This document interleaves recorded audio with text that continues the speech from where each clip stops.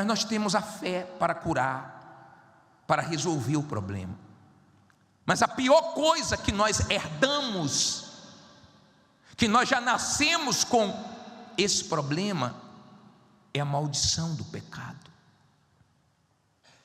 Nós herdamos, desde do primeiro ser humano, Adão, e depois Eva, que pecaram, que erraram, o ser humano vem nascendo no pecado. E quem tem filhos sabe muito bem o que é isso. Eu vi um dia desse, uma criança querendo bater no rostinho da mãe. A mãe segurou o bracinho, não pode. Quando você vê a criança se tornando adolescente, e quando fica nervoso, nervosa, o filho, a filha diz: não vejo a hora de sair de casa, eu não vejo a hora de completar 18 anos, eu não vejo a hora de ficar de maior. E vai crescendo, se achando um rei, uma rainha. Depois vai enfrentar a vida e vai ver que a vida é dura. Muitos dão valor aos pais depois que perdem. Graças a Deus pelos seus pais que estão vivos, tá? Dê valor, valorize. Mas muitos não deram valor quando tiveram o pai e a mãe orientando, chamando atenção, disciplinando. Nós herdamos essa maldição do pecado, essa inclinação para o erro. E só tem um remédio para curar o ser humano dessa doença chamada pecado, que não só mata, mas leva a alma para o inferno. Só existe um remédio capaz de curar o ser humano, é o arrependimento. Escute uma coisa: muita gente diz: eu tenho muita fé. Tá bom, mas a fé não traz perdão não, tá? Quem traz perdão é arrependimento. Tem gente cheia de fé, mas não se arrepende dos seus pecados, e se morrer mesmo cheio de fé, vai para o inferno. Entenda, por favor. Se você não sentir o peso dos seus pecados, se você não enxergar seus erros, não se arrepender dos seus pecados, e Deus te chamar para juízo, você está perdido.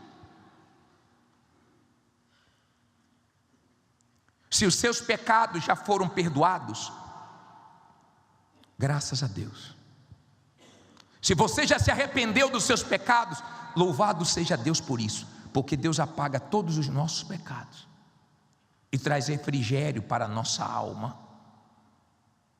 Olha esse versículo de Atos, tem esse versículo aí, 3, coloca aí por favor. O que é que diz aí? Olha só, Atos 3,19: arrependei-vos, pois, e o que? Convertei-vos, para que sejam apagados os vossos pecados, para que venham assim os tempos do refrigério, pela presença de quem? Do Senhor. Olha para mim por favor, arrependimento. Tem muitas pessoas que vivem na prática do pecado e acham que Deus é com elas, mas o diabo que está com elas. E elas acham que Deus está com elas, e Deus não pode ser com quem vive na prática do pecado. Ele quer ser, mas a santidade dele não deixa. Então ele espera que a pessoa reconheça os pecados dela e abandone e se arrependa. Aí ele vai ser com a pessoa. O maior prazer dele é ser com uma pessoa. É a maior vontade de Deus habitar no ser humano. Ele criou o ser humano para isso, para viver no ser humano, para que o ser humano fosse imagem e semelhança dele, obra das mãos dele. Enquanto você não se arrepender dos seus pecados, você está correndo o risco de Deus te chamar para o juízo a qualquer momento e os seus pecados te condenar. Isso é mais sério do que você imagina. É por isso que nós pregamos o Evangelho, para você se livrar dessa maldição do pecado e deixar o sangue de Jesus te lavar, e a sua alma venha a ser salva. Do contrário, você pode se iludir com bênçãos, com tempo de igreja, com título, com qualquer coisa, mas no dia que você partir desse mundo, você está perdido. Deus pode nos chamar para o juízo a qualquer momento, acordado, dormindo, comendo, na rua, em casa, dirigindo. Deus pode nos chamar a juízo a qualquer momento. Se Deus te chamasse hoje a juízo, você já se arrependeu dos seus pecados? Tem uma história na Bíblia que me dá tanto temor. Essa passagem de Judá e Tamar, ela é grande, mas vale a pena nós lermos. Gênesis 38, versículo 1, diz assim: e aconteceu no mesmo tempo que Judá desceu de entre seus irmãos e entrou na casa de um homem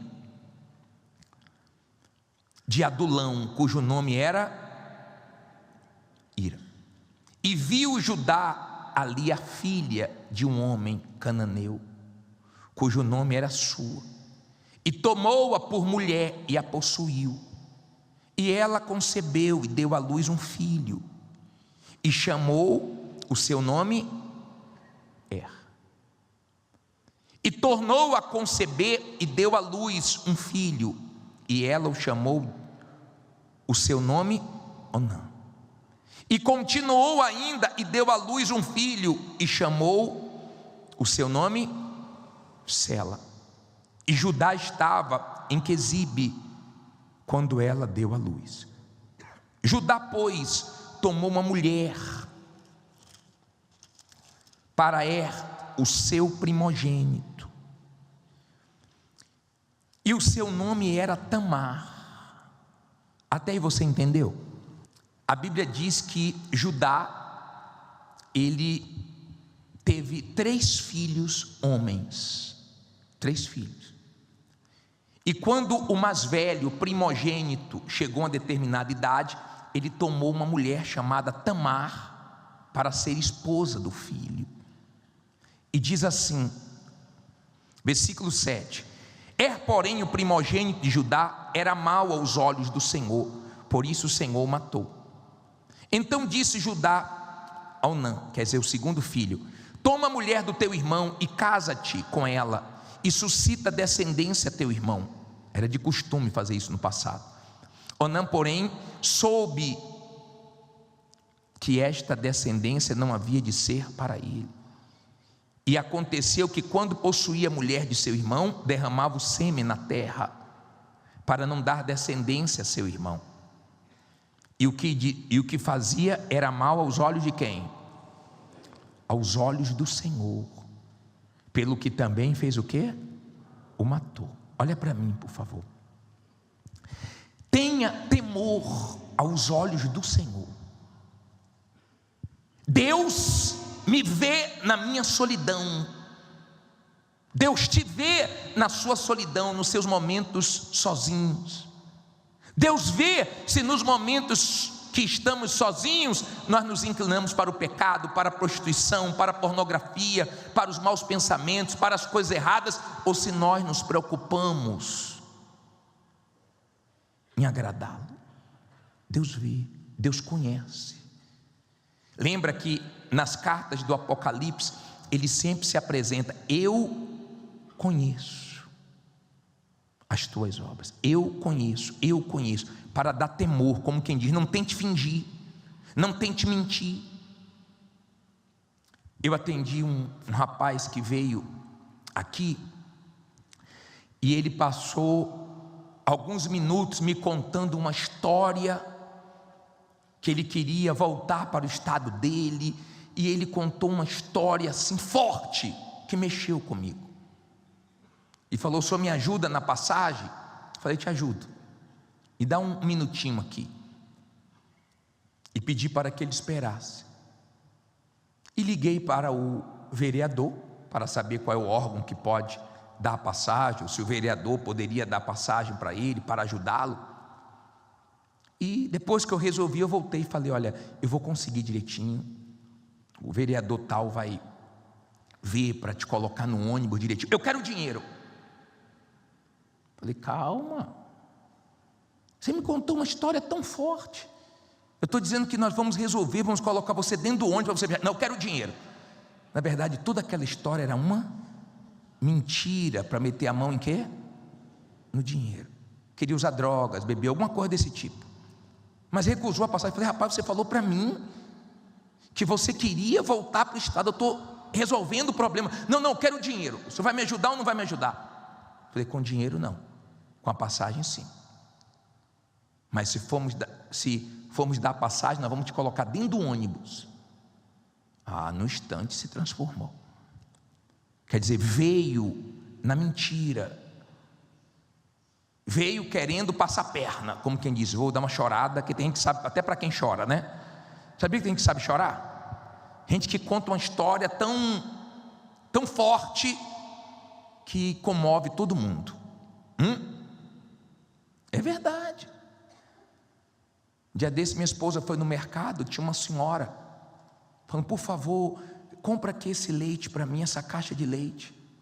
Aí uma outra senhora chegou para minha esposa e falou: está vindo aqui a semana toda atrás dessas caixas de leite. O que mais tem hoje são pessoas o quê? Mentirosas, ainda usa crianças. Dói. Você não vai conseguir ter nada com Deus sem verdade.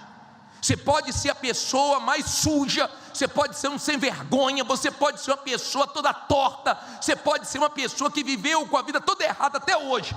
Se você for sincero, você tem tudo com Deus. Ele te perdoa, Ele te lava com o sangue de Jesus. Acabou. Ele te dá o presente, que é o melhor presente que um ser humano pode ter: o dom do arrependimento. Mas se você tentar enganar Deus, esqueça. Os 2 filhos de Judá erraram aos olhos de Deus e se deram mal. Então tema a Deus. Você que minha esposa não está me vendo, meu marido não está me vendo, né? Meus pais não estão me vendo, mas os olhos de Deus nos vê 24 horas por dia. Tenha temor, porque aquilo que você faz perante os olhos de Deus, você vai colher os frutos, e eu também. Amém? Aí, versículo 11: os 2 filhos morreram, e a Bíblia diz assim: então disse Judá a Tamar, a nora dele, sua nora: fica-te viúva na casa de quem? De teu pai, até que Sela, meu filho, seja grande, porquanto disse: para que porventura não morra também este, como seus irmãos. Assim se foi Tamar e ficou na casa de quem? Seu pai. Você entendeu? Primeiro ele perdeu um filho e falou para a nora dele: case com outro filho. Ele fez o que era reto, ou o que era mal, morreu. E ele disse assim: eu tenho mais um filho, espera ele crescer, e você vai ser esposa dele. Tamar voltou para a casa dos pais. Aí diz assim: passando-se, pois, muitos dias, morreu a filha de sua mulher de Judá. E depois de consolado Judá, subiu aos tosqueadores das suas ovelhas em Tina, ele e Ira, seu amigo, o adulamita.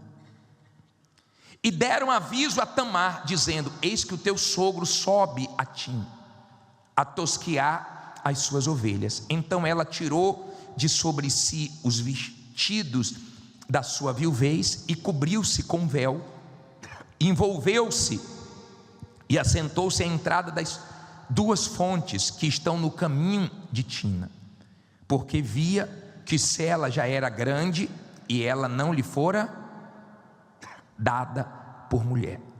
E vendo a Judá, teve-a por uma prostituta, porque ela tinha coberto o quê?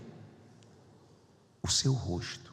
E dirigiu-se a ela no caminho e disse: vem, peço-te, deixa-me possuir-te, porquanto não sabia que era sua nora. E ela disse: que darás para que possuas a mim? E ele disse: eu te enviarei um cabrito do rebanho. E ela disse: dar-me-ás penhor até que o envies? Então ele disse: que penhor é que te darei? E ela disse: o teu selo, que mais? Teu cordão, que mais? E o cajado que está em tua mão. O que ele lhe deu, e possuiu-a. E ela concebeu dele. E ela se levantou e se foi, e tirou de sobre si o seu véu, e vestiu os vestidos de sua viuvez. E Judá enviou o cabrito por mão de seu amigo Adulamita, para tomar o penhor da mão da mulher, porém não o achou. E perguntou aos homens daquele lugar, dizendo: onde está a prostituta que estava no caminho, junto às duas fontes? E disseram: aqui não esteve prostituta alguma. E tornou-se a Judá e disse: não achei. E também disseram os homens daquele lugar: aqui não esteve prostituta.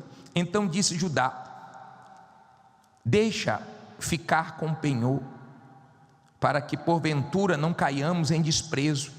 Eis que tenho enviado este cabrito, mas tu não o achaste. E aconteceu o quê? Quanto tempo depois? Quase 3 meses depois, deram aviso a Judá, dizendo: Tamar, tua nora, fez o quê? Adulterou. E eis que está grávida do adultério. Então disse Judá: tirai fora, para que seja o quê? Queimada. E tirando-a fora, ela mandou dizer a seu sogro: do homem de quem são estas coisas eu concebi. E ela disse mais: conhece, peço-te, de quem é este selo, e este cordão, e este cajado? E conheceu-os Judá e disse: mais justa é o quê? É ela do que eu, porquanto não a tenho dado a Sela, meu filho, e nunca mais a conheceu. Olha para mim, por favor.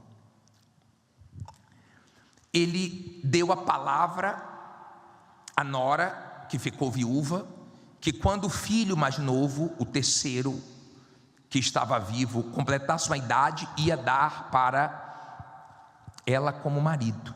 E ela voltou para a casa dos pais, confiando na palavra dele.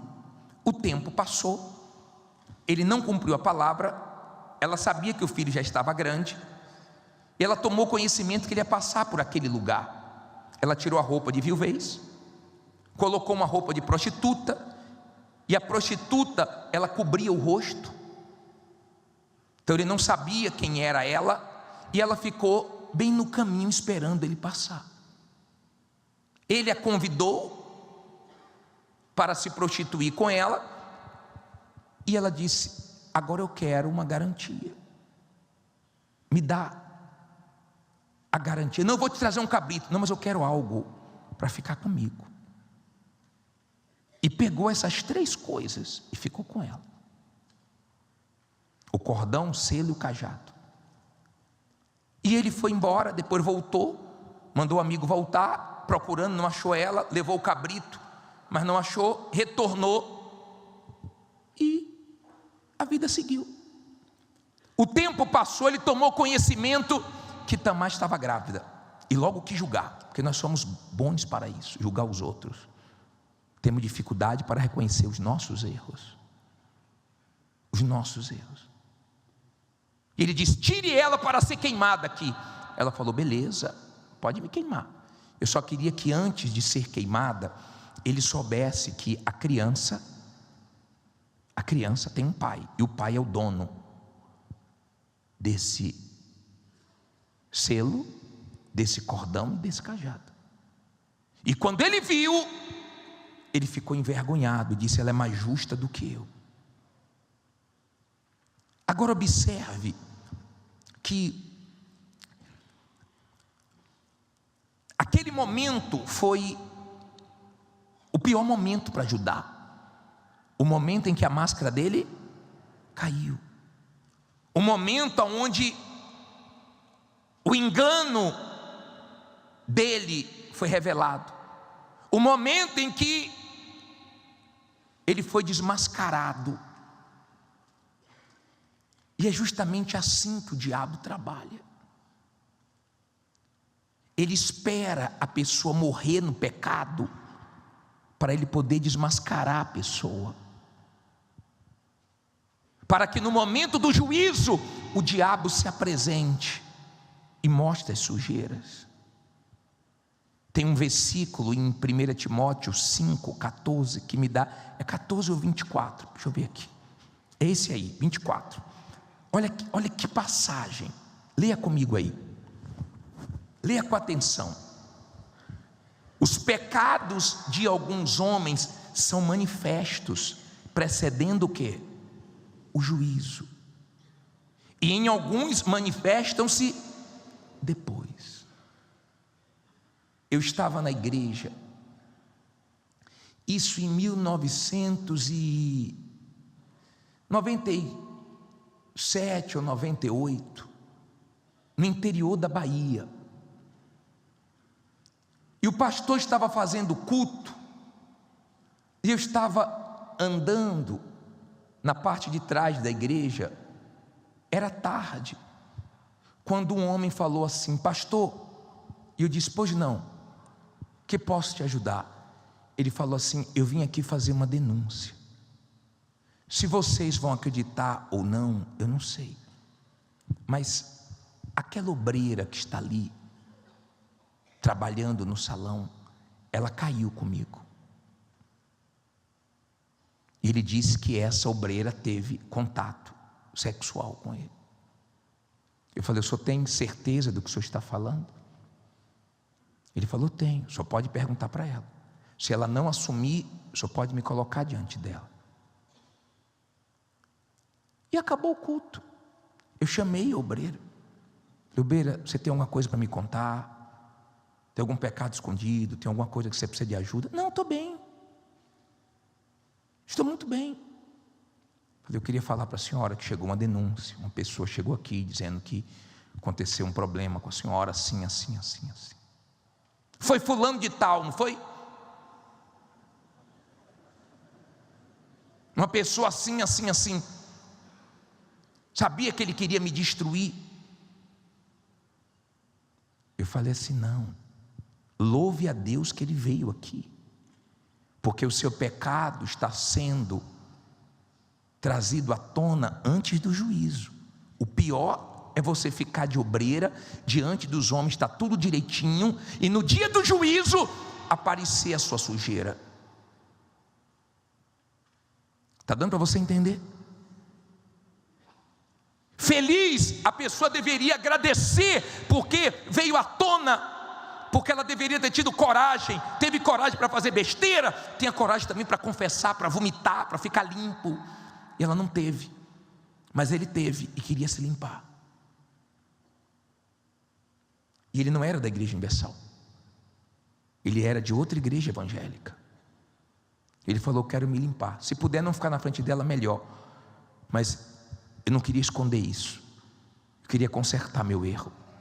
Eu falei: vá com Deus. Peguei o contato dele, mas demorou, custou para ela poder vomitar o pecado dela, que já tinha sido exposto. Mas ela estava ali, sabe, se segurando para não perder o título de obreira, mas já tinha perdido o quê? A salvação, a alma dela, a pureza dela. Está dando para você entender? É tudo que o diabo quer, você dentro da igreja sem salvação, porque Deus te chama para juízo e o diabo mostra as cartas. Olha aqui, ó, é meu, é minha. Não se brinca com a sua alma, não se brinca com a vida espiritual. Você não consegue enxergar. No momento em que nós fazemos o apelo para que as pessoas entreguem a vida a Jesus, você não consegue enxergar os demônios, porque se nós pudéssemos enxergar os demônios, nós íamos ver os demônios furiosos. Por quê? Porque a oração que mexe com o diabo não é a oração da cura, não é a oração da prosperidade, não é a oração que nós fazemos para suprir suas necessidades. A oração que mais mexe com o inferno é a oração de entrega. Olha bem para mim, por favor. Nós temos levita aí para resolver. Chama o chefe, quem me manda embora. Não dê atenção ao diabo, não. Dê atenção à palavra de Deus. É triste você que quando o demônio manifesta, você dá ouvidos, mas a palavra de Deus você não dá ouvidos. É triste ver isso em você, que quando o demônio manifesta, você fica assim com o olhão e dá maior atenção ao diabo, mas isso aqui, ó, que é mais importante do que o que os demônios falam, você não dá ouvidos. É triste.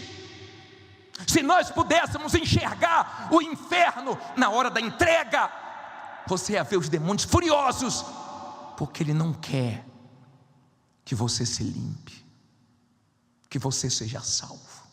Você vem na igreja para ele, tanto faz, ele também vem todo dia. Não faz diferença nenhuma. O que faz a diferença é quando você se arrepende, quando você enxerga a sua sujeira, e você diz mesmo, não tenho caráter, olha, eu sou uma pessoa errada, eu sou uma pessoa sem vergonha, eu vou mudar hoje. É isso que incomoda o diabo. Decisão. Amém. Palavra de Deus. Nada é mais forte do que isso. Não tem só um demônio não, está cheio de demônio aqui. E o ódio dele é quando tocamos nesse assunto. Sua alma, arrependimento. Você já é de Deus mesmo? Você já colocou sua vida toda em Jesus? Ou você está brincando dentro da igreja? Você acha que você ainda vai ter muito tempo? Você acha? Se você tivesse entendimento o quanto os seus pecados já te atrapalharam,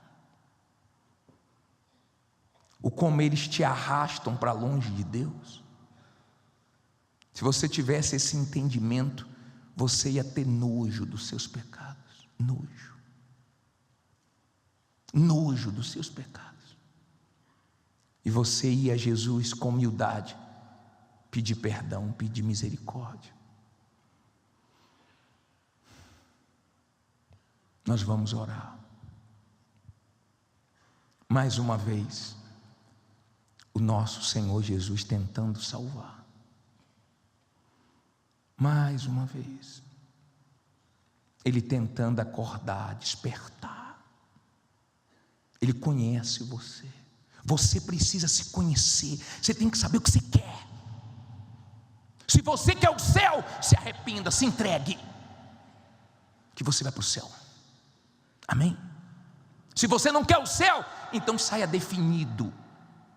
Se conheça, saiba quem é você. Sabe de quem eu estou lembrando aqui? De Pedro. Que Jesus disse para ele assim, ó Pedro: antes que o galo cante, tu me negarás 3 vezes. Negou uma vez, negou 2, na terceira, Jesus olhou para ele. E a Bíblia diz que ele foi chorar amargamente. Ele negou Jesus. Você sabe o que é seu filho negar você? Você sabe o que é a pessoa dormir com Jesus, acordar com Jesus, conviver com Jesus 3 anos e meio e depois negar ele? Ele negou. Ele caiu feio. Ele foi chorar amargamente. Jesus morre e quando ressuscita, manda um recado para os discípulos e um recado forte para Pedro. Avisa também a Pedro. Falou direto com Pedro, porque ele sabia que Pedro estava tão caído. Se não fosse a palavra de Jesus, Pedro não conseguia ter ânimo. Que a palavra de Jesus hoje te levante. Você pode ter negado, você pode ter se sujado, mas você pode, com a palavra de Jesus, se levantar, se erguer. Nós estamos vivendo o tempo do fim. Que semanazinha é essa que passou? Terremoto fortíssimo. As pessoas que moram no litoral, que ficam felizes, moram em frente à praia, tiveram que sair voadas, correndo, com medo de um tsunami. Milhões de pessoas em vários países. Do nada, a terra começou a tremer. Aquilo que parecia tão firme, tão seguro, ficou igual uma gelatina. E de repente, quem tinha o maior orgulho de morar em frente à praia, teve que largar tudo e sair correndo, porque dos alertas. A Europa está pegando fogo, Portugal, fogo para todo lado. É uma coisa aqui, é outra coisa ali. É um mundo piorando, ficando cada vez mais pesado. Mas nesse mundo feio, você pode ter uma vida bonita. Nesse mundo difícil, você pode deixar Deus cuidar de você. E quando você sair desse mundo, você sair para viver eternamente com Deus. Não é quem tentar não, tá pessoal? É quem vencer vai comer da árvore da vida. Eu quero comer dessa árvore da vida. É quem vencer, você tem que vencer. O que você não está conseguindo vencer, você tem que vencer. O que você não venceu ainda, você tem que vencer, se você quer ser salvo, porque a salvação é para os vencedores, amém? Do contrário, não tem céu para você. Eu queria orar.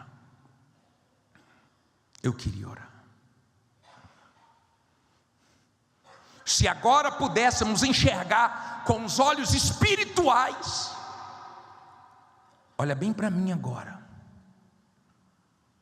Olhe bem para mim. Você não está aqui à toa. Você tinha que estar aqui agora. Foi Deus que trouxe você aqui, que está fazendo você escutar essa palavra. Se você pudesse enxergar aqui os demônios agora, você ia se assustar. Porque é o momento que mais mexe com o diabo, o momento de você dizer assim, ó, não vou mais fazer isso de errado. Não vou mais me entregar a isso. Não vou mais ser fraco nisso. Não vou mais me sujar com isso. Não vou mais desagradar a Deus com isso. É nesse momento que você rompe com o pecado, que você rompe com o diabo, que você tira a sua alma das garras do diabo. É nesse momento que a salvação chega até você. E eu queria que se levantasse, viesse aqui na frente. Você que agora quer se entregar a Jesus de verdade. Eu quero isso. Não tem demônio que consiga segurar sua alma, se você está decidido. Eu quero isso. Vem aqui na frente. Aqui na frente. Abençoar todos nós, e quem crê diga amém. Graças a Deus. Diz assim: e ao terceiro dia fizeram-se umas bodas em Canaã da Galileia, e estava ali a mãe de Jesus. E foi também convidado Jesus e os seus discípulos para as bodas. E faltando vinho, a mãe de Jesus lhe disse: não tem vinho. Disse-lhe Jesus: mulher, que tenho eu contigo? Ainda não é chegada a minha hora. Olha para mim agora, deixa a Bíblia aberta. Eu vou continuar lendo, mas eu quero te explicar o que aconteceu aqui. O casamento em Israel, a cultura judaica é diferente da nossa. Nosso casamento dura horas. A cultura deles era que o casamento duraria 7 dias. Os noivos, a família dos noivos se preparavam para que houvesse comida e bebida durante os 7 dias. Senão, aquele casal já começava sendo envergonhado. a família ficava constrangida e a coisa era pesada. Nesse casamento, eles fizeram uma coisa que você deve fazer. Eles convidaram Jesus. Quando Jesus está presente, ele evita a vergonha. Quando Jesus está presente, ele honra, ele transforma situações, ele faz milagres, ele traz existência o que não existe, ele faz o pouco se tornar muito, ele muda, ele se manifesta. E ele foi convidado. Você já viu que quando nós começamos o culto, sempre nós dobramos o quê? Os joelhos. Eu sempre fiz isso, meus companheiros sempre fazem isso na Igreja Universal. Você nunca viu nós entrarmos daquela porta e vir direto para o púlpito? Nós dobramos os joelhos, convidamos Jesus para abençoar o culto, para nos dar direção, para nos inspirar, porque nós dependemos dele. Se você convidar Jesus para tudo que você faz, então vai dar certo. E se você convidar ele para morar em você, aí que vai dar certo mesmo. Vai dar certo aqui, vai dar certo na eternidade. Agora, acabou o vinho. Que notícia desagradável para o esposo, para a esposa, para a família deles. Tinham acabado de casar, ia ser a primeira vergonha deles. E Maria tomou conhecimento que acabou o vinho. Ela não ficou falando para os outros, ela foi até o Senhor Jesus e comunicou a ele, falou: acabou o vinho. Jesus disse assim: mulher, o que tenho eu contigo? Jogou pesado, falou forte. Você sabe que tem gente que não podem falar forte com ela, né? Porque ela fica logo sensível, magoada. Pô, por que falou assim comigo? Jesus falou forte: mulher, o que tenho eu contigo? Jesus falou forte com a mulher cananeia: é certo eu tirar dos filhos para dar quem? Aos cachorrinhos? Ela não ficou: poxa, me chamou de cachorrinha, tadinha de mim, pô, tô magoada, corta aqui, tô de mal. Não, elas foram em frente. A vida é dura, e você se depara na vida com muitas pessoas grossas, duras. E se você for fraco na vida, sensível demais, você vai ser uma pessoa cheia de mágoas, de ressentimentos, de tristezas. A vida é dura. Jesus quer filhos fortes, não sensíveis. A Bíblia diz que o povo que conhece Deus é forte e ativo, não é fraquinho não é sensívelzinho não.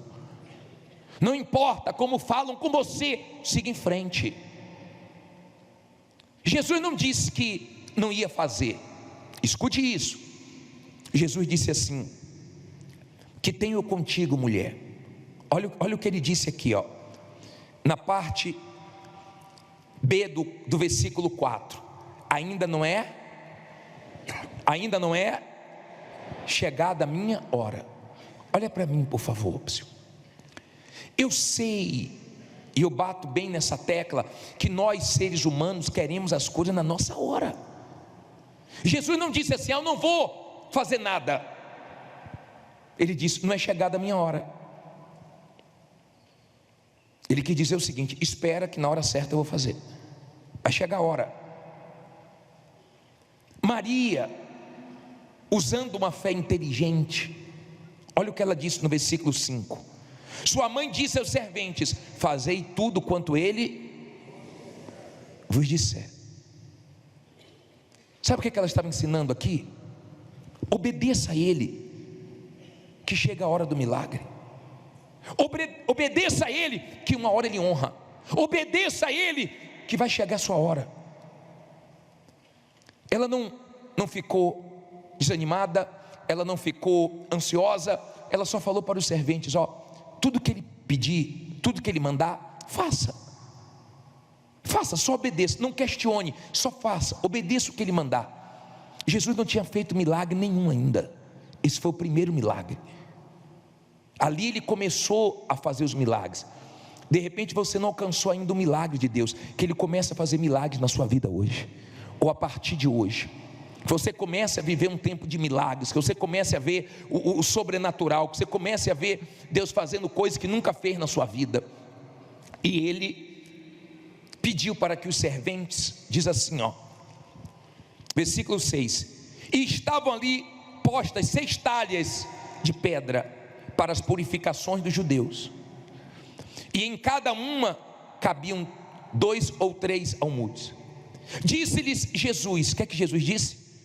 Enchei de água essas talhas, e encheram-nas até em cima. Olha para mim, por favor. Tinham 6 talhas. Os serventes estavam ali, atentos ao que o Senhor Jesus ia pedir. Jesus disse: encha de águas. Eu não sei o que Jesus tem pedido para você. De repente Jesus tem pedido para você se encher do Espírito Santo, você não valoriza o Espírito Santo. De repente Ele está pedindo para você se encher de confiança, você está cheio de dúvidas.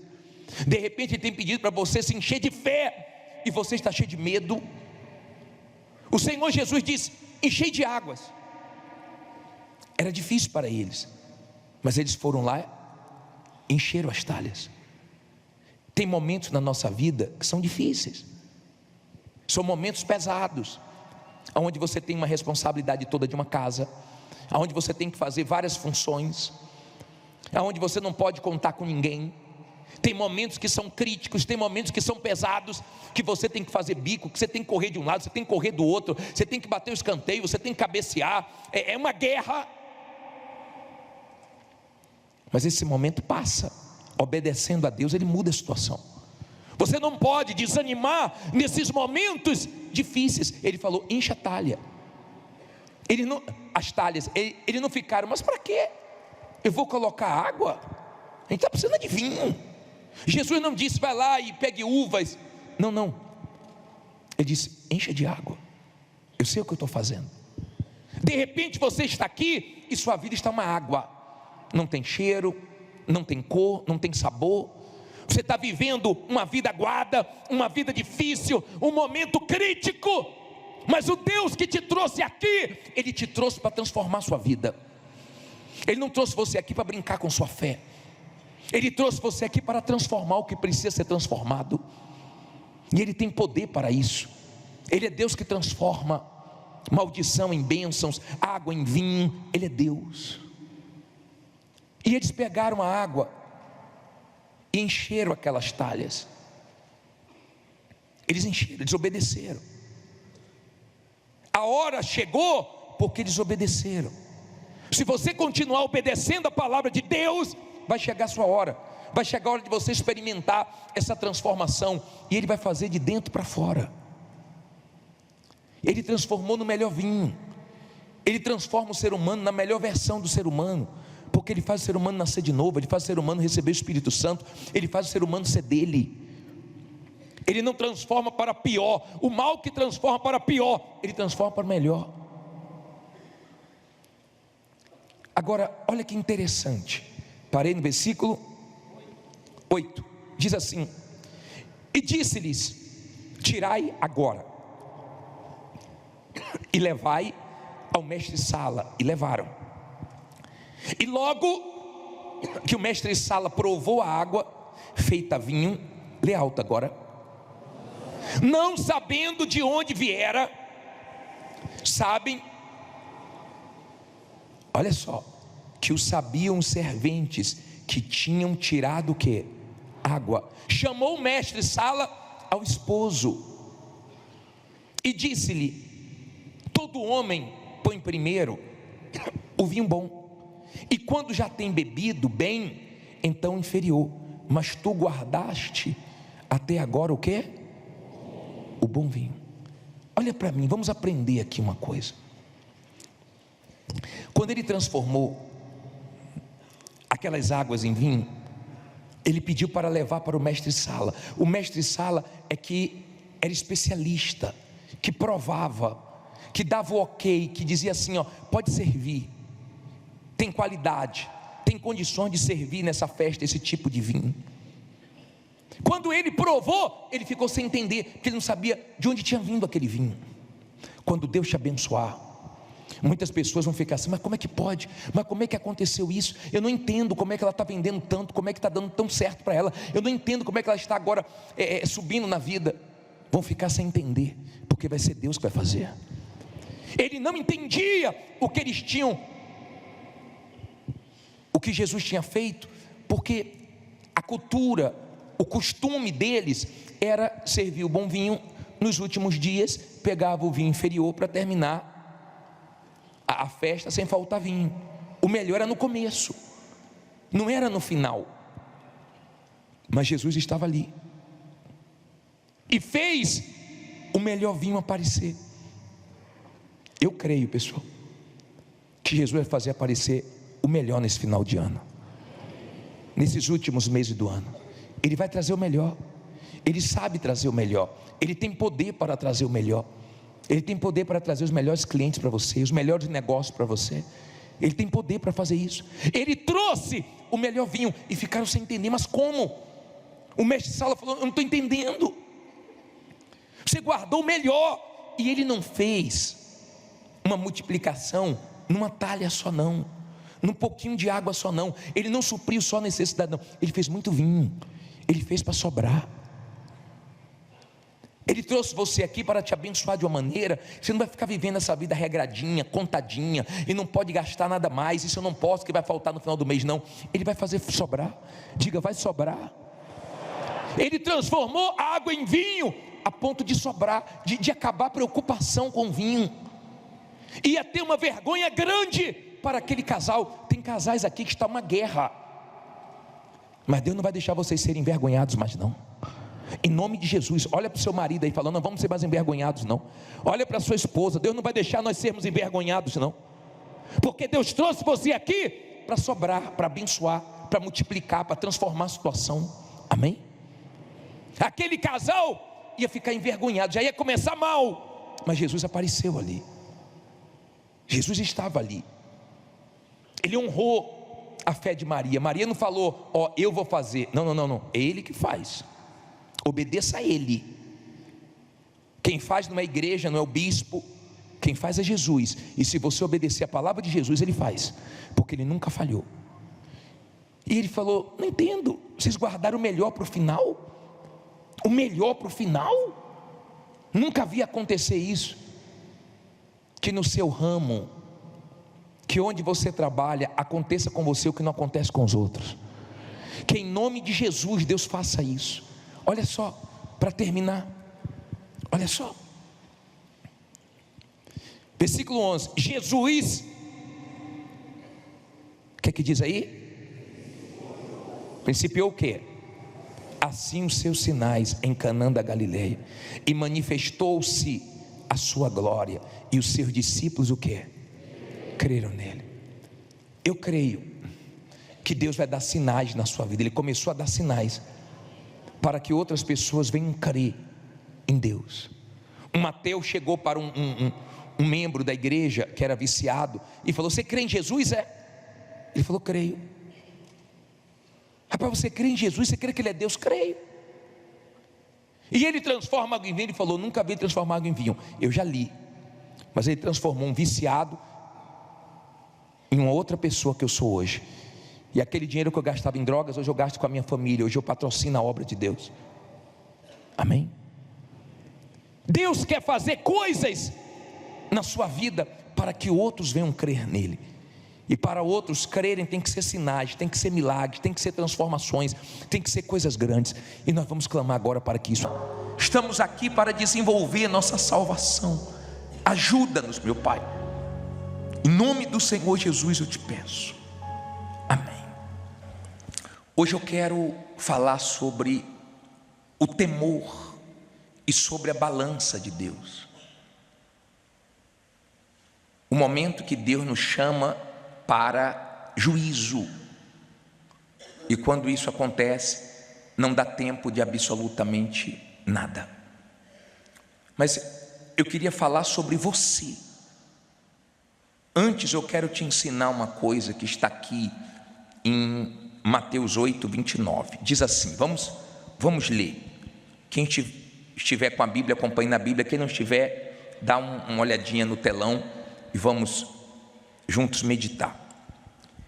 E eis que clamaram, dizendo: que temos nós contigo, Jesus, Filho de quem? De Deus. Lê alto agora.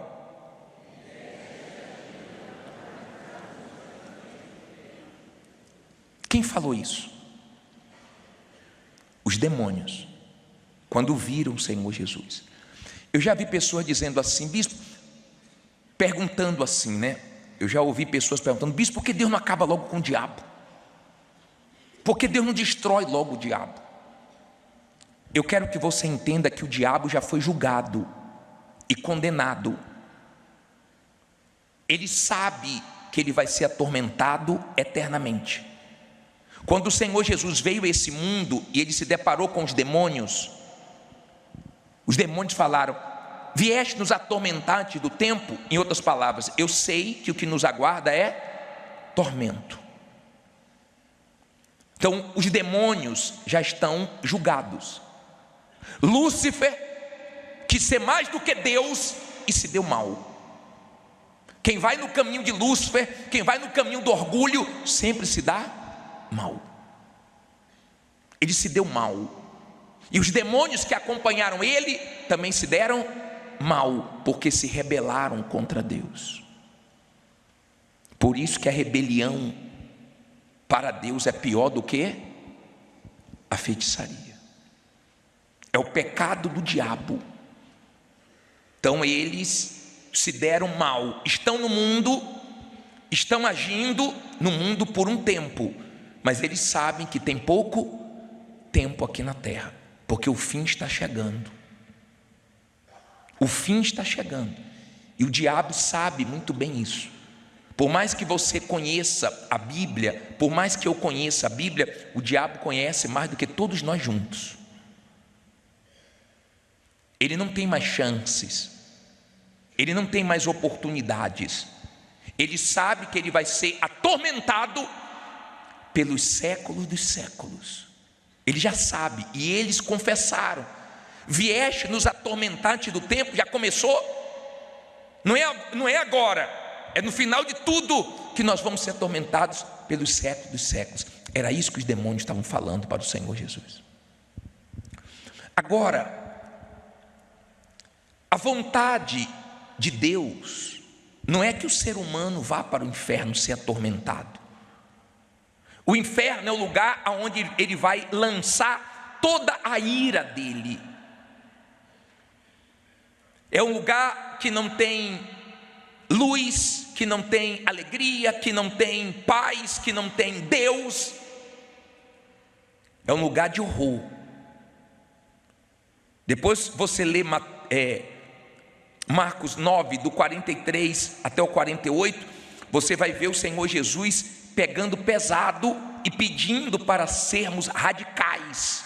Nós já lemos isso aqui, ele dizendo, se sua mão te faz tropeçar, corte. Se o seu olho te faz tropeçar, arranque. Se sua perna te faz tropeçar, corte.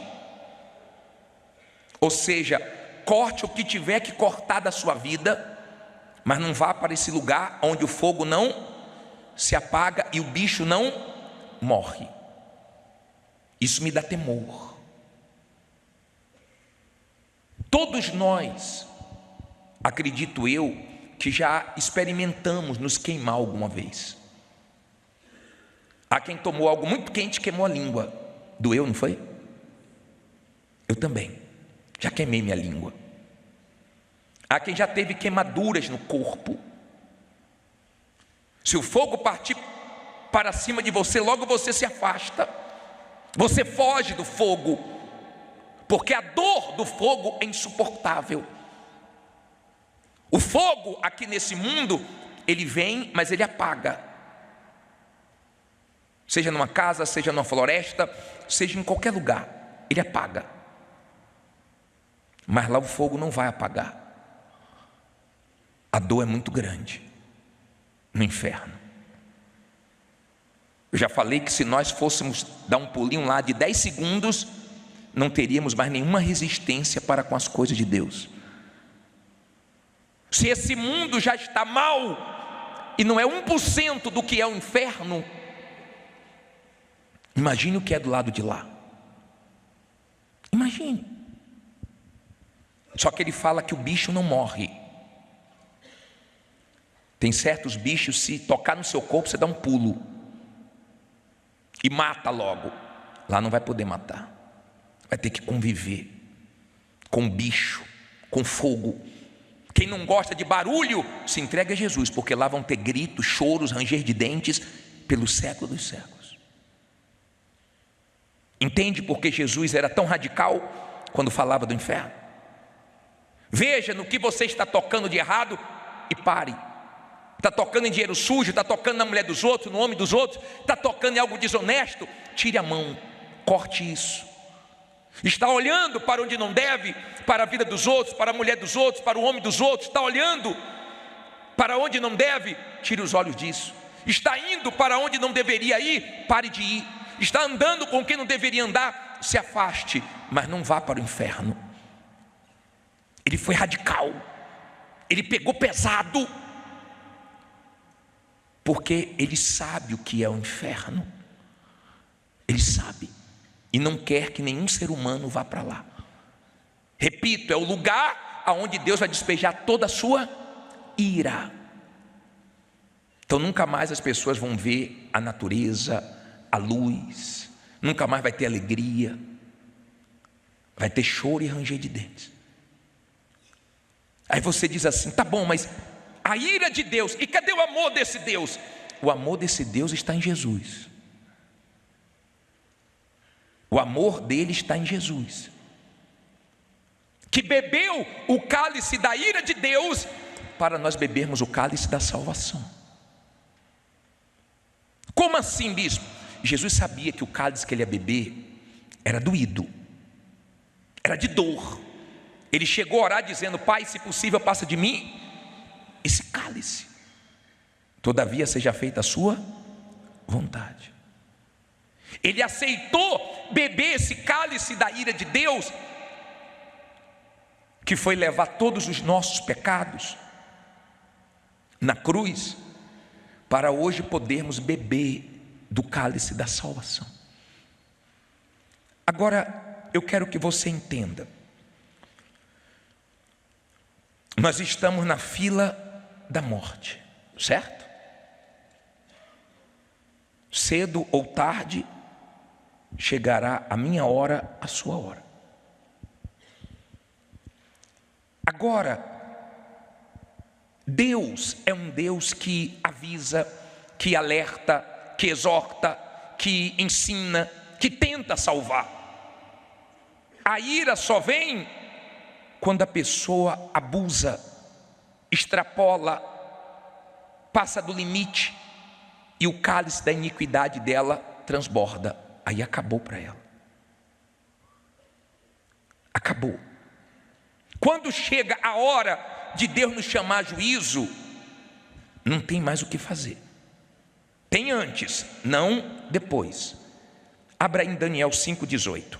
Vamos para Daniel no capítulo 5, vamos ler a partir do versículo 18, por favor.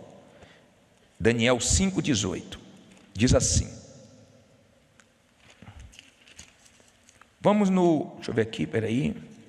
Vamos no 22. Daniel 5:22. Você entendeu que para o diabo não tem mais chance? Você entendeu que para ele acabou? O que é que está definido para eles? Para os demônios? Tormentos. Certo? Tormentos. Vieste nos atormentar antes do tempo? Para nós não. Nós estamos vivos. Nós temos chances. Nós temos oportunidades que Deus está nos dando de salvação. Agora vamos falar sobre esse rei. Ele, acharam? Daniel 5:22. Achou? Deixa a Bíblia aberta. Quem tem dificuldade vai acompanhar no telão. Você que tem dificuldade para abrir. Mas agora eu queria que você olhasse para mim e entendesse o que eu vou te falar. O pai dele virou bicho. O pai dele se orgulhou. O pai dele se achou um Deus. E Deus abateu. Porque Deus abate o orgulhoso e dá graça ao humilde. Ele não deu glórias a Deus. E ele virou bicho. O filho dele viu. O filho dele sabia.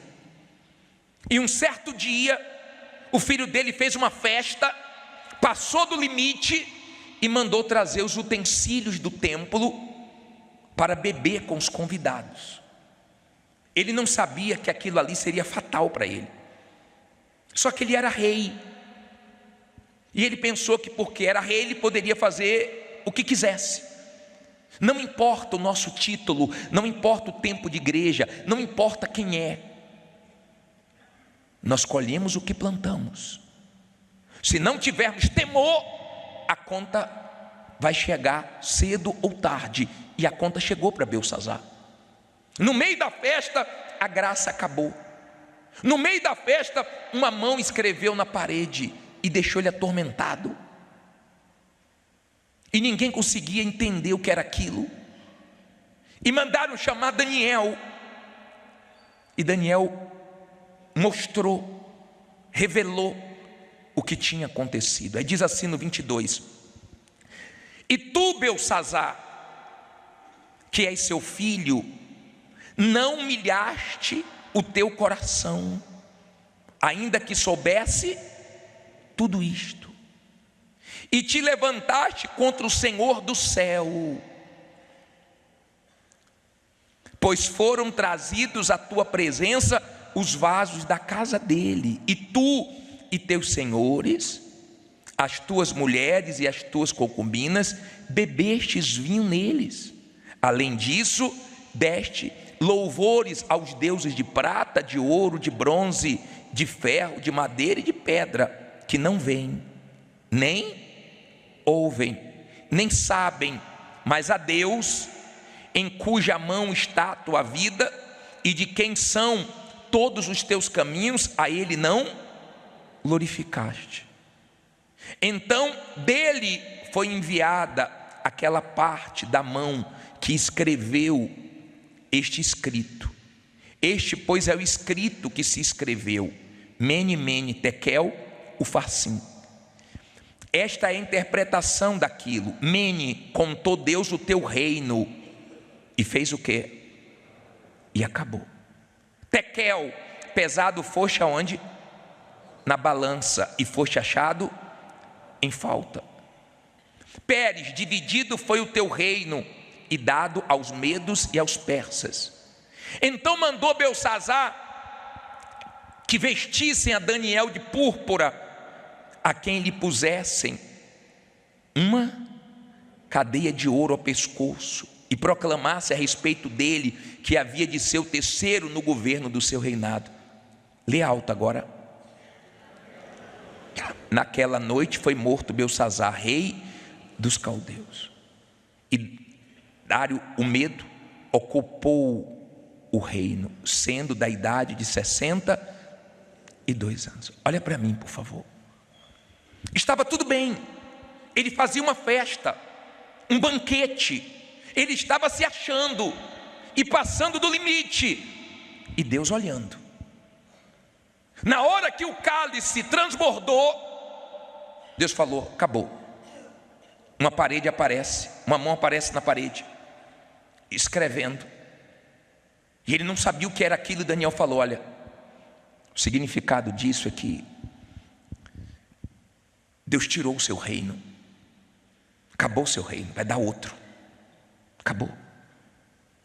Você foi pesado na balança de Deus e você foi achado em falta. Aí ele falou: olha, Daniel é muito sábio, ele vai ser o terceiro homem do meu reinado, coloca ouro nele. Não adianta, não adianta. Já viu aquela pessoa que quer agradar o pastor? Já viu aquela pessoa que, coitada, ela não entende o que o homem de Deus quer. O homem de Deus quer que você largue o pecado, que você conserte sua vida com Deus. A mulher trouxe o marido com a vida tudo errada para conversar, e orientando ele, na maior tensão pela alma dele. O senhor larga essa vida, se apegue com Deus. O senhor faz aniversário quando? Eu disse: senhor, eu não estou preocupado com presente, com aniversário. Ah, é? Não, porque eu ia trazer um negócio para o senhor, que eu vou viajar. Eu disse: senhor, eu estou falando da sua alma. Sabe aquela pessoa que não está entendendo nada, não está preocupado com o mais importante? Sua alma, o senhor escapou da morte nesse período, o senhor teve esse acidente, escapou da morte, o senhor passou por aquilo. Senhor, não brinque com isso.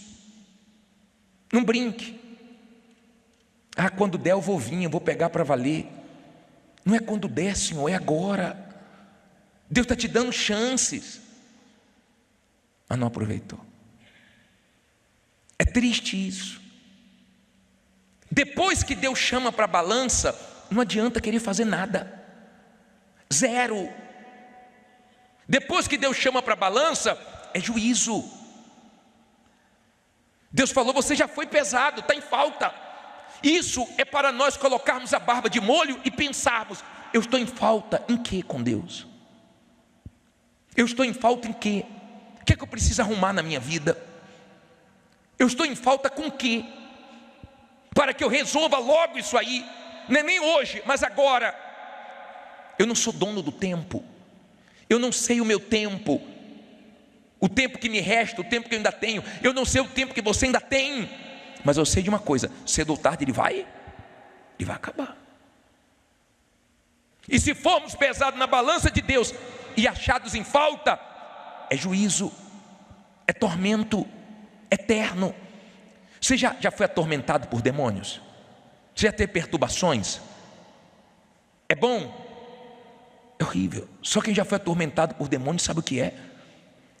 Você já teve um sonho perturbador? Que você acordou e ficou respirando fundo, e o sono foi embora? Um sonho perturbado, um sonho que parecia que não acabava nunca, um sonho horrível. Já teve isso? Como é que foi? Foi bom? Foi bom quando você acordou e falou: meu Deus, bom que era sonho. E demorou um pouquinho para voltar ao normal. Desculpe, você ficou: ai meu Deus, que bom que não foi verdade. Que maravilha. Mas foi sufoco. Você deve ter contado para alguém o seu sonho, dizendo: meu Deus, que sonho foi esse? Meu Deus, iam me pegar, meu Deus, iam me matar, meu Deus, você ficou. Mas foi um sonho, passou, foram alguns minutos. Imagine uma coisa que nunca passa, imagine uma coisa que nunca acaba. Então hoje, o maior problema é a falta de temor. Temor diante de Deus, do Deus que tudo vê. As pessoas vêm na igreja, na sua maioria, para resolver problemas, para suprir necessidades delas. E quando nós tocamos no assunto principal, que é a alma, poucos se importam. Por exemplo, você que já comprou coisas na rua, você já comprou um pão na padaria, você já comprou uma carne no açougue, você já comprou uma coisa na rua, numa loja. Você sabe o nome dos vendedores que você comprou?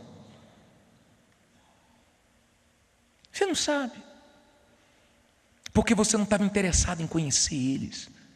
Você queria o produto, você queria seu pão, você queria sua roupa, você queria sua mercadoria. Disse o preço, você pagou e foi embora.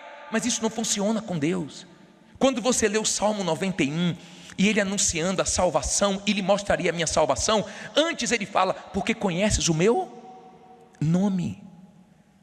Deus quer ser conhecido, Deus quer ser considerado, Deus quer ser temido, Deus quer ser respeitado, Deus quer comunhão. Deus não quer ser garçom, Deus não quer ficar atendendo às nossas necessidades apenas. Tá bom, quando nós começamos na fé, tudo bem, eu também vim para a igreja assim, querendo resolver problemas, até que eu entendi que eu tenho uma alma, que Jesus morreu por mim, sofreu e sofreu mesmo. O castigo que nos trouxe a paz estava sobre quem? Sobre Ele. Pelas chagas dele nós fomos sarados. Ele que sofreu no nosso lugar. Quando eu entendi isso, eu não pude mais viver sem temor e sem anunciar a palavra dele. Eu me sinto cobrado por ele em pregar a palavra dele, sabia disso? Eu me sinto cobrado por ele. Agora eu acho estranho uma pessoa se dizer de Deus e dá desculpas para ele.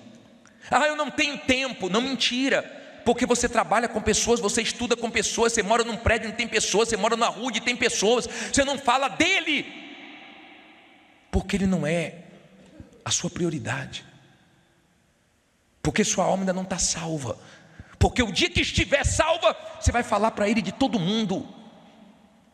Sabia que nós temos um trabalho lá na Sibéria,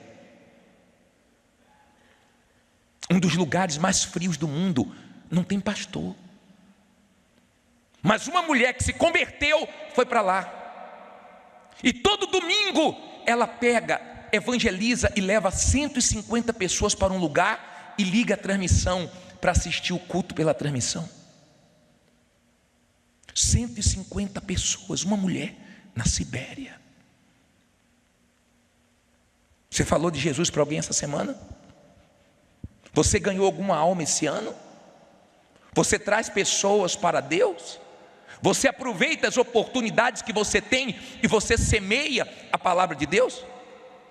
Porque daqui a pouco nós vamos estar diante de Deus, e o que conta para Ele é a sua entrega e o seu serviço para Ele. Amém? Isso é que vai contar, o resto passa. Mas o diabo nos quer preocupado com o resto. Não tem pastor para nós mandarmos para a Sibéria. O rapaz deu um testemunho pela manhã, policial aqui de São Paulo, nunca tinha ouvido falar de Jesus. Nós temos no Brasil pessoas que nunca ouviram falar de Jesus. Por quê? Porque os milhões de cristãos, na sua maioria, estão preocupados com eles mesmos, com as suas necessidades, estão preocupados em resolver os problemas, estão preocupados em bênçãos, mas ainda não entenderam o plano da salvação. Porque o dia que eles entenderem, eles vão ganhar almas, e mais, vão temer a Deus, vão ter mais temor, não vão ficar misturando o santo e o profano, não vão ficar mais misturando as coisas certas e as coisas erradas, porque vai ter uma prestação de conta. E sabe quem vai chamar para juízo? Abra aí Jeremias 23, versículo... Jeremias 23, só voltar um pouquinho de Daniel, 23. Vamos ouvir aqui, Jeremias 23.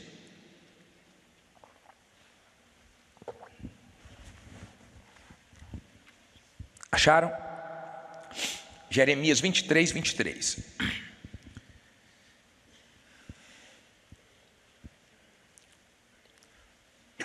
Posso ler? Porventura sou eu Deus de perto, diz o Senhor, e não também Deus de longe? Esconder-se-ia alguém em esconderijos, de modo que eu não veja? Quem é que diz? Diz o Senhor. Porventura não encho eu os céus e a terra? Diz o Senhor. Olha para mim, por favor. Ele vê tudo, Ele sabe de tudo. Você já falou para alguém assim, não vem não que eu te conheço? Já falou para alguém assim? Você engana os outros, a mim você não me engana não, eu te conheço. Quem já falou isso para alguém? Não vem com carinha de santo não que eu te conheço. Não vem não com esse jeitinho aí porque você quer alguma coisa de mim. Conhece gente assim? Quase não tem, né? Que já aprontou com você uma vez, duas vezes, você já conhece. Só que você conhece um pouco dela. Deus conhece tudo da gente. Não dá para esconder. A melhor coisa é reconhecer os erros e pedir misericórdia. Enquanto há tempo, enquanto não foi levado para a balança, enquanto não foi chamado para juízo.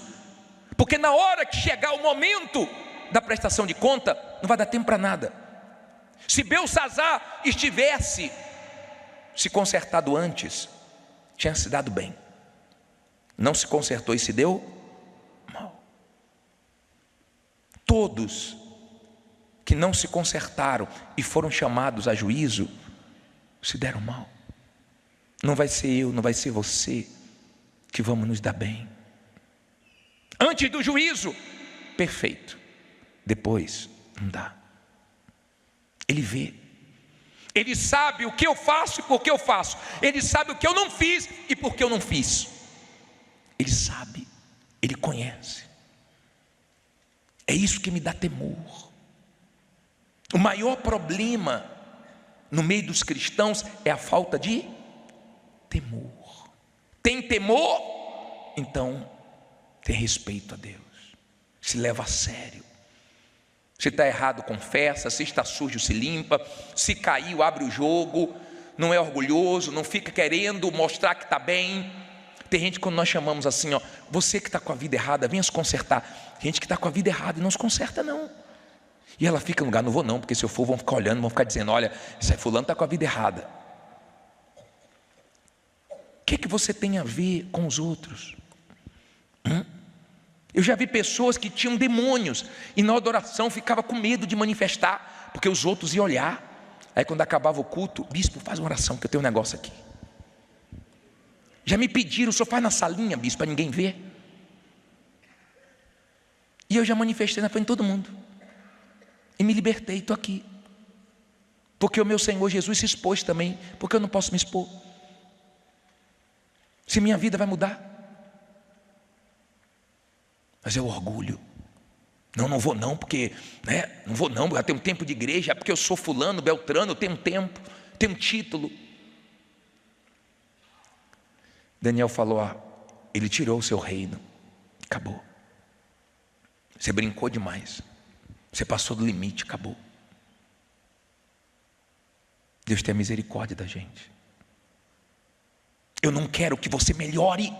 Não adianta você melhorar e continuar perdido. Tem gente toda assim, não, melhorei muito depois que eu vim para a igreja. Mas você ainda está perdido.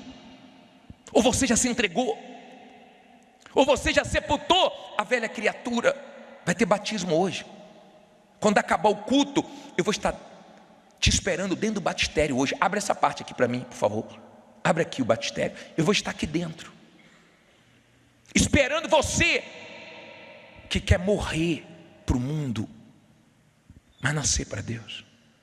Esperando você que crê no que Jesus disse: quem crê e for batizado será salvo. Quem não crê já está condenado. Não posso fazer nada, ninguém pode fazer nada se a pessoa não crê. Vai ter batismo hoje. Vai ter entrega total e completa para quem quiser. Bispo, mas está frio. Não interessa. Se você quer salvação, tem salvação para você. Bispo, eu não trouxe roupa, eu te empresto roupa. O problema não é esse. O problema é que muitos ainda não querem largar o pecado. Elas não querem ser radicais com a vida delas. Elas gostam do que estão fazendo. Mas o diabo também está gostando, porque ele sabe que ele não vai ficar sozinho no inferno. Tem uma multidão indo para lá, e está louco para você ir para lá também.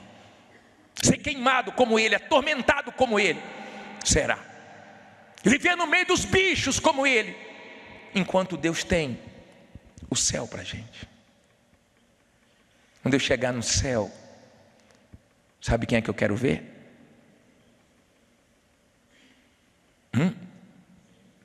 Deus. O Deus que eu me entreguei. O Deus que me ajudou a entender o plano da salvação. É Ele que eu quero encontrar lá. Meu Senhor Jesus, que me perdoou, que me deixou beber do cálice da salvação. Eu mereci o cálice da ira, mas eu bebi o cálice da salvação e tenho bebido. E você pode beber o cálice da salvação. Você pode conhecê-lo hoje. Ele pode se revelar para você, ainda dá tempo. Espero que você tenha ouvidos para ouvi-lo. Passe a ter temor a Deus, antes que sua vida acabe aqui. As coisas que estão acontecendo. Acabou de ter um terremoto violento agora na Turquia. Acabou. Eu vi o anúncio que ano que vem aqui em São Paulo vai ter o transporte aéreo. Vocês viram? Já fizeram as compras e a Embraer vai entregar os primeiros carros voadores. E agora em 2026 nós vamos ver os carros voadores em São Paulo. Já foi vendido 50 aqui para São Paulo. Foi anunciado hoje. a tecnologia avançando, estão falando sobre uma falsa paz, estão tentando acabar com as guerras, com as guerras espalhadas pelo mundo afora. Mas vai vir um tempo de muito engano, para depois o diabo mostrar a face dele e começar o período mais triste da história da humanidade, como nunca houve antes, o período da grande tribulação. Que Jesus tem espaço na sua vida hoje, que você aceite o sangue dele para lavar você dos seus pecados, e que você comece a levar Deus a sério, porque Ele está vendo você. Ele não vê você só aqui dentro, não. Ele vê você lá fora. Ele vê você quando ninguém vê. Ele vê você, Ele me vê na nossa solidão, sozinhos. Fique em pé no seu lugar, por favor.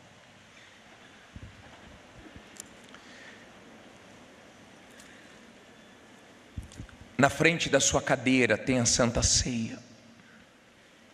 Pegue, por favor.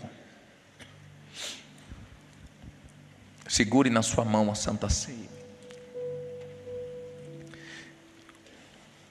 Olha para mim agora com a Santa Ceia na mão.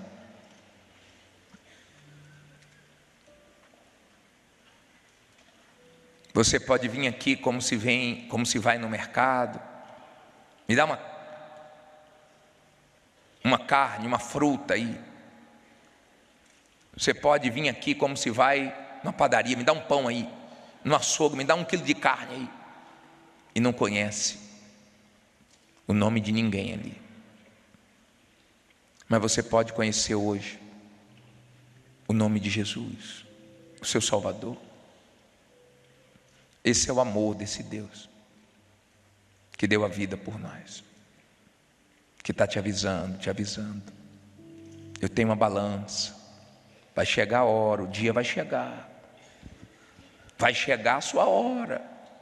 Eu tenho entendimento completo em relação a isso. Eu tenho entendimento claro em relação a isso. Eu sei que vai chegar a minha hora. Se você tem alguma coisa para se consertar, alguma coisa para arrumar na sua vida, se você tem alguma coisa para reparar, para se limpar, vem aqui na frente. Venha antes que Ele te chame para juízo. Venha antes dele falar, acabou, é hoje. Venha. Você pode, olha para mim por favor, você pode ter a melhor vida do lado de cá. Se você for para o inferno, já era. Você pode ter vivido uma vida aqui 100%. Se você for para o inferno, você está perdido. Chegando aqui, feche os seus olhos